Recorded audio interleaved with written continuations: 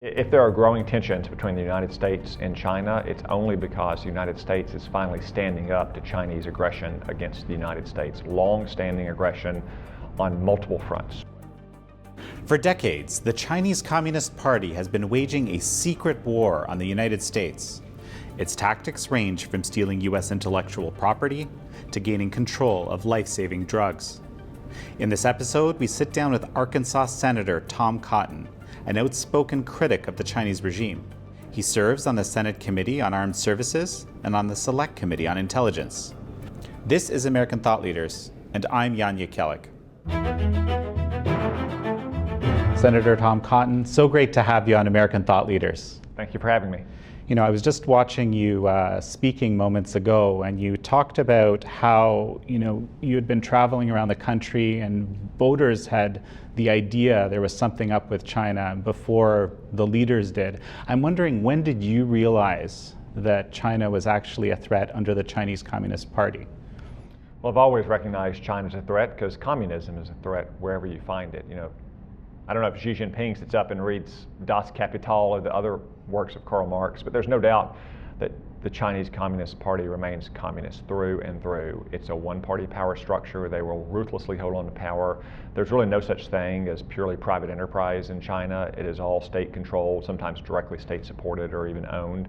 And of course, they brutally repress minorities and dissidents of all kinds. That's all the hallmarks of communism. I think that people around the country have for a long time, had a number of beefs with China, whether you look at factory workers whose jobs have been shipped overseas, or service members and their families, or veterans who worry about China's aggressive behavior towards our troops and our allies in the Western Pacific, or if you look at Christians or other religious minorities in China, or just human rights activists in the West who see the brutal repression of China's religious and ethnic minorities, the forced abortions. Now we see forced sterilizations as well, the gulags into which they put minorities for re-education. This is all before the pandemic. So China had very few friends out among normal Americans before the pandemic. Now maybe in Washington or maybe at the heights of business, they had people who saw it differently. But among normal Americans, there's very little love lost for China. And of course, that's just fallen even farther since China unleashed this plague on the world. Even at this time, there are very high-profile people promoting engagement with China, saying that the U.S. is behaving in an aggressive way, creating a problem where there maybe isn't going to be one. What are your thoughts on that? If there are growing tensions between the United States and China, it's only because the United States is finally standing up to Chinese aggression against the United States, long-standing aggression on multiple fronts, whether it's stealing our jobs or in trying to intimidate our allies or to take diplomatic partners away from our friend Taiwan, whether it's hoarding personal protective equipment in the early days of this pandemic. China has long been conducting a kind of undeclared war on multiple fronts against the United States, really against the entire Western world. So we didn't start this new set of tensions. We simply chose to fight back against China's aggressive actions.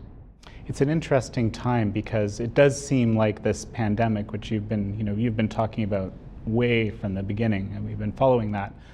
It's really opened up a lot of people's eyes to the reality of the Chinese Communist Party. Do you see some sort of alliance developing among nations alongside the U.S.?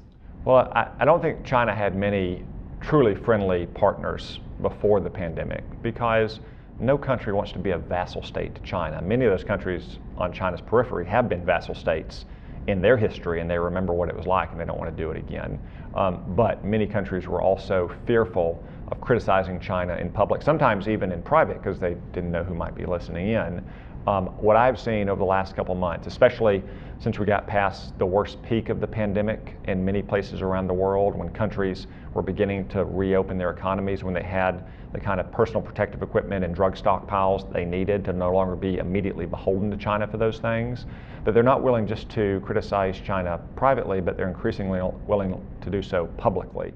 And we want to encourage that coalition to continue to grow, because we want more partners, whether it's in East Asia or South Asia or Europe or in Latin America or Africa. We want more partners who want to cooperate with the United States. And I would submit that the vast majority of them do, almost all of them. They may still be fearful of China, but the vast majority of them know that cooperating with China likely just gets you a lot of debt and a loss of sovereignty.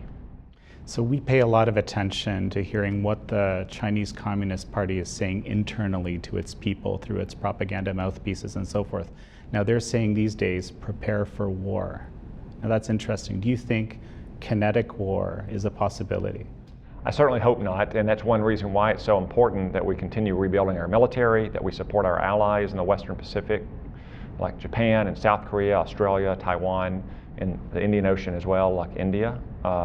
It's also important that we stand up to all of China's malign activities in other fronts as well, whether it's stealing our technology or forcing companies in China to transfer technology to them, breaking their commitments to the people of Hong Kong and the international order and violating Hong Kong's sovereignty and autonomy. It's important that we demonstrate that we will not tolerate this kind of non-military aggression, so they don't move into thinking that they could actually get away with military aggression, with invading Taiwan or going into a much more open conflict than what they're already facing with India. We have to be very clear with China. Not only will we never tolerate that, but we won't tolerate all the steps that might lead up to that would encourage them to miscalculate. So we recently heard Secretary Pompeo, follow up a series of other speeches, Barr, Ray, O'Brien. This is a much tougher stance on China than we've ever seen, that I'm aware of. Is this something that is unique to this administration, do you think, or something that can span beyond that? So I think one of the big changes of coming out of the Trump presidency, hopefully 5 years from now, will be a new posture towards China. There are plenty of Democrats that have no love lost from China. A lot of Democrats come out of the traditional trade union background, and those were the Americans who felt some of the first loss by our relationship with China over the last 30 years. So I work with plenty of Democrats in Congress that are actually tougher on China than some Republicans are. But I think the president has helped open the eyes of some elected Republicans that maybe there was a gap between their views of China and their voters' views of China. That gap is increasingly closed now. So I believe whatever happens in this election, whatever happens 4 years from this election, a tougher posture towards China and the Chinese threat to America will actually be a lasting legacy of the Trump administration's foreign policy. I was just thinking, to your point, Speaker Pelosi has actually, been tough on China for 20 years against MFN status and so forth. So there's a number of people out there. Sure. You have a number of pieces of legislation that you've even begun around the China issue. One of them has to do with protecting the supply chain around pharmaceuticals. I happen to believe that that's one of the biggest places of exposure that the U.S. has. I wanted to get your perspective. What are the big areas of exposure that the U.S. needs to shore up in this battle? So that's one example. Most Americans were shocked to learn earlier this year that some of our most basic pharmaceuticals, things like ibuprofen and penicillin, were made predominantly, if not almost exclusively, in China. That we just can't continue to tolerate that. And we get some of those drugs as well from advanced industrial democracies like Japan or Austria or Denmark. So you can't tell me that we can't make them in a cost-effective fashion here in the United States. So it's vital that we bring pharmaceutical manufacturing back to the United States. So what I've proposed is to encourage manufacturing here through a combination of incentives on the supply side, but also on the demand side by requiring the Department of Defense and VA and Medicare and Medicaid purchase American drugs, and they certainly don't purchase Chinese drugs. And then we just cut China off from that market. We were never in the Cold War. We never would have allowed the Soviet Union or a communist nation to build our nuclear submarines or our missiles. So why in the information age would we allow this kind of advanced manufacturing capacity to be based in China, whether it's pharmaceuticals or semiconductors or telecom or the cutting edge computing like quantum computing and artificial intelligence? That's not just vital for our economic prosperity. We can now see it's vital for our security, our health, and our security from a military standpoint. So it's essential that we are no longer dependent on China for so many of these vital goods. So in this upcoming relief bill, there's apparently certain pro-growth, let's say, elements that are going to be in there. Does any of this have to do with bringing back supply chains, manufacturing? Can you give us a bit of a preview here? Well, as we sit here, we haven't released the bill yet, so I don't want to speculate about its final form, or certainly what form it will take after we negotiate at some length with the House Democrats. But I think that it would be good to include such measures in this bill.